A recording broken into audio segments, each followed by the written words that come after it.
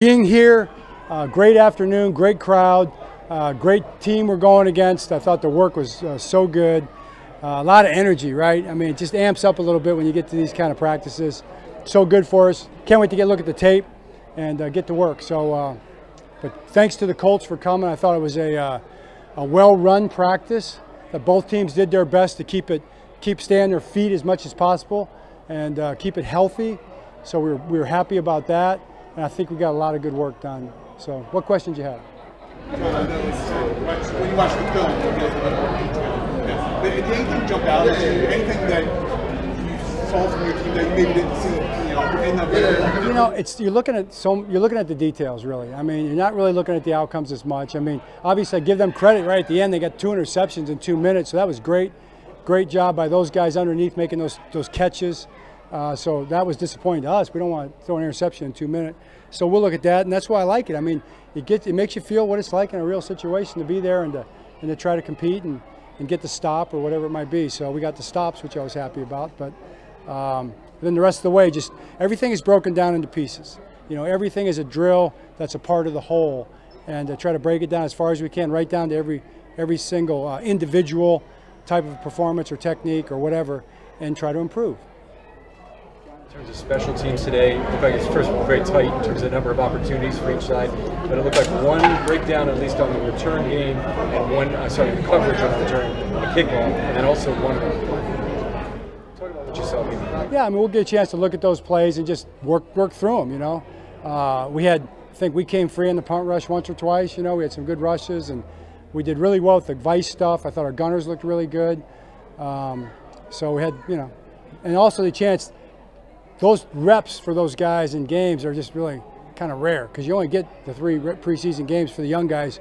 Most of these guys have never played special teams before, so we'll coach those plays. I mean, the one that got outside the edge, whoever the edge guy was, we'll coach him up on it. The brawl that broke out, obviously not something. The fight that broke out, not something I want to see. Obviously, I'm used to this. What's your message to the guys? Well, the same message as before. It's like we want to play it like it's a game. So here's an opportunity to handle those situations like you're going to handle them in a game. And we did 99% of the time, but we didn't on that play. And it's like Shane and I were talking afterwards, and also Chris Ballard, we were both talking. It's always special teams. It always happens in these practices on special teams. And usually it's the gunners. The gunner vice drill, you can pretty much chalk it up and predict it that it's going to happen because it's one of those full field, really competitive drills. And, it happened. But it should be a learning experience opportunity for our team too. You don't have to throw a punch to get thrown out of that game. You go back at them, they may throw you out, and the officials threw both those guys out. So that's an opportunity for us to learn from. John, you've had Kyle obviously for a few years now. Are there still ways that he's finding to impress you, just with his ability to move all around and then obviously the physical side as well? Yeah, another conversation with one of their coaches, but he's just a really good football athlete, Kyle Van Noy. I'm sure he still runs pretty fast. I'm sure he still jumps pretty high and all that. But he does all the football movements functionally really, really well.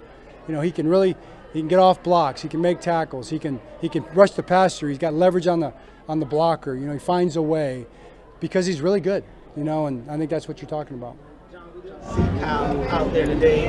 What's that? We didn't see Kyle Hamilton out there today. Is everything okay with that? Yeah, it's one of those camp deals. Just hold him out of this one. Try not to make anything more of a problem than it needs to be. In 11s today, Charlie Kolar got open a bunch of times. Also had that tough contested catch he made. How comfortable do you feel with Isaiah out for a little bit of time with Charlie and how he's grown as a receiver? Yeah, Charlie, came in as a receiver. That's the interesting thing, and I do think he's grown as a receiver also. But he's probably his biggest growth came as a blocker because he never blocked. I don't think one time at Iowa State. It doesn't seem like. Now he's kind of known as a blocker, and yet he has 2 or 3 big, huge passing catches today. We had numerous big plays in the passing game. We had a couple big runs. We had a number of red zone scores, which was good with the first group, the first set with the ones. So those are all great things to see, and Charlie was a big part of that. John, how did you feel like you guys did on the operations stuff? I mean, getting guys set when you wanted them to, It was really good. We had really one situation where a new guy who's been here for like 2 days, had a tough time being on or off the ball. It didn't impact the plays at all, but he's learning the formations. So I'm not thrilled about it. I think maybe we had 3 formation deals, and either 2 or 3 of them were that situation. So it's not the easiest thing to come in 2 days and learn a whole offense. There's a lot going on there. John, you talked about the starters, these joint practices. This is where they're going to get a lot of their work. Did you feel good about what you saw, at least from what you can remember from today? Well, yeah. I mean, I'll let you know later about the tape, but I felt really good about the work, to your point. They got a lot of reps. They got 7 out of every 12 reps that we did in all those periods. So I think that's about 60%. My math is right. So that was good to see them get all those reps against another defense. I mean, that's a really good defense, really good front especially. That's good work for us. It seemed like Mike Green was applying a lot of pressure in that last period. How encouraging was it to see him getting that support? Yeah, I mean, he did. He thought he got there about 3 times, so that's what the games are for, right? But he was bringing it. I thought William Quemco to get that last sack was very impressive. It was fun to watch. Coach, prior to that last series, what sort of feedback were you getting from the defensive side about how your up-ones were doing? They said it went well down there. They said there was like 3 or 4 or 5 plays that they didn't like, so I'll have to see it. Yeah, but I was on the offensive field. They seemed happy about it though. Front, so specifically being able to have a joint practice and preseason game against a team like this, how much does that help go into the regular season? It does. I was really happy when Shane wanted to do it because I know they've got a lot of good players.